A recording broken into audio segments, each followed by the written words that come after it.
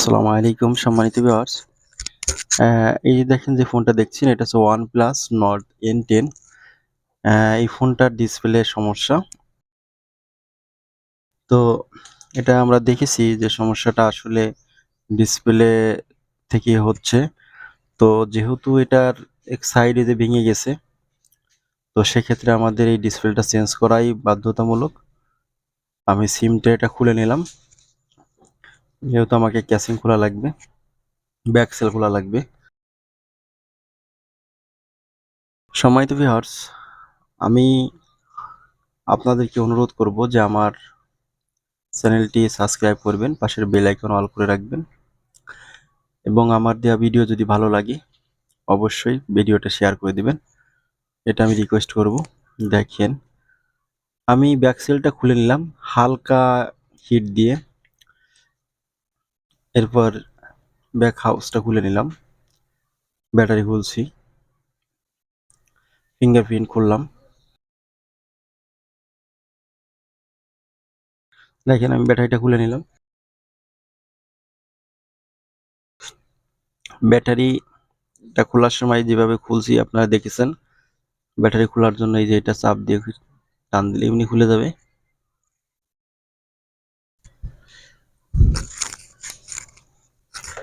Already আমার চ্যানেলটি যারা সাবস্ক্রাইব করছেন আমি প্রত্যেককে অভিনন্দন জানাচ্ছি আমার পক্ষ থেকে। আমি আপনাদেরকে রিকোয়েস্ট করব আমার চ্যানেলটি অবশ্যই শেয়ার করে দিবেন আপনাদের বন্ধুদের মধ্যে। দেখেন আমি এলসিডিটা খোলার জন্য অবশ্যই হট এয়ার গান দিয়ে উপরে হিট দিয়ে নিব, তা না হলে হবে না।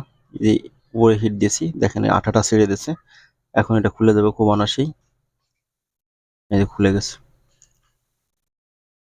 দেখেন খুলে গেল।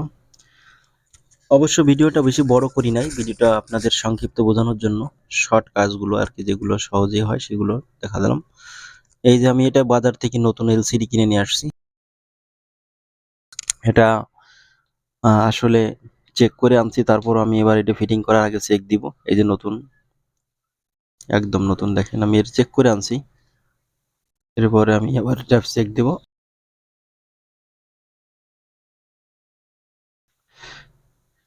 চেক করা এটা OnePlus Nord 10 N10।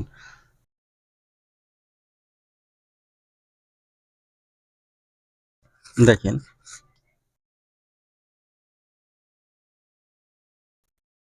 আমি এলসিডিটা অবশ্যই আঠাতে লাগানোর আগে আমি এটা চেক দিয়ে নিব যে আমার এলসিডিটা বাজার থেকে আনার সময় প্রবলেম হলো কিনা বা ঠিকঠাক মতো কাজ করছে কিনা, এটা দেখে নিব।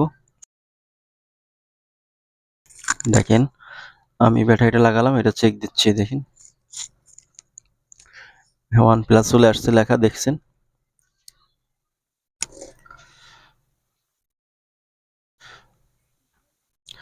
1 2 3 4 5 6 7 8 9 10 * 0# ইত্যাদি ইত্যাদি কি হচ্ছে, দেখেন হচ্ছে, সবকিছুই ঠিক আছে। তো আমি এটা এখন বন্ধ করে দেব, বন্ধ করে এটা লাগাবো। আমি যেভাবে লাগাচ্ছি আপনারা ওইভাবে লাগাবেন। আর সবথেকে সেনসিটিভ যে জিনিস সেটা হলো আমি আপনাদের সাথে শেয়ার করব।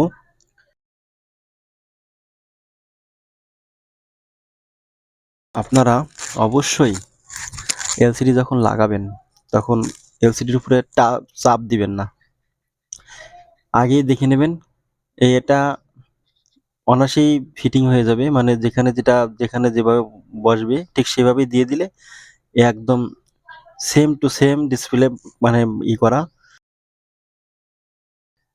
এটা হাউজের সাথে বসে যাবে। কিন্তু যদি আপনি চাপ দিয়ে জোর করে ঢুকাতে যান বা চাপ দিয়ে বসাতে যান তাহলে আপনার এলসিডিটা নষ্ট হয়ে যাবে।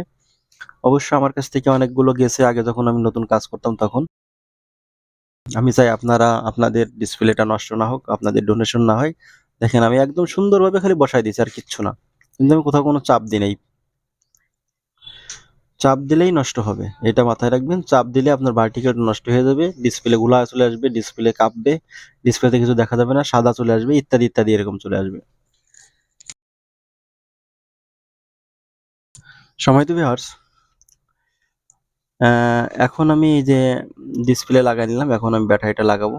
ব্যাটারিটা লাগানোর সময় অবশ্যই আমার দুই পাশের টেপটা ব্যবহার করছি আমি। এটা লাগাই নিচ্ছি ব্যাটারিটা। ডিসপ্লে দেখি চেক দিয়ে, হ্যাঁ ঠিক আছে, কোনো সমস্যা হয় নাই। এখন আমি এটা রবার করব।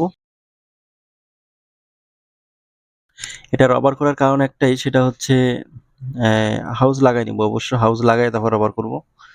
কারণ হচ্ছে ডিসপ্লেটা আমি যে আঠা দিয়ে লাগাইছি একদম প্রতিটা সাইডে ঠিকঠাক মতো লেগে যায়, এর জন্য এটা শক্ত করে বেঁধে রাখবো আর কি রবার দিয়ে। 20 মিনিটের মতো রেখে দিলে এটা আঠাটা জোড়া শক্ত হয়ে লেগে যাবে ডিসপ্লেতে,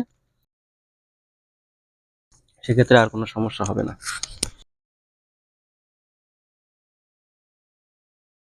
দেখেন এই আমি রবার করে দিচ্ছি। এই যে রবার করে দিলাম, দেখেন এই যে রবার করা হয়ে গেল।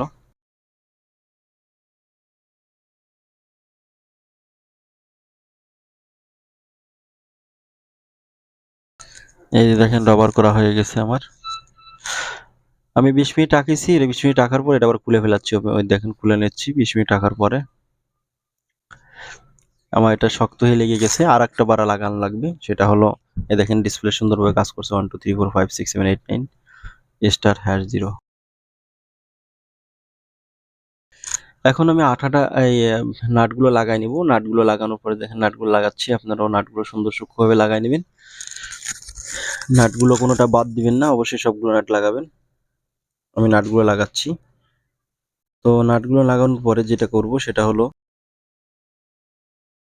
ব্যাক সেলটা লাগাবো। ব্যাক সেলটা আঠা দিয়ে লাগাইতে হবে।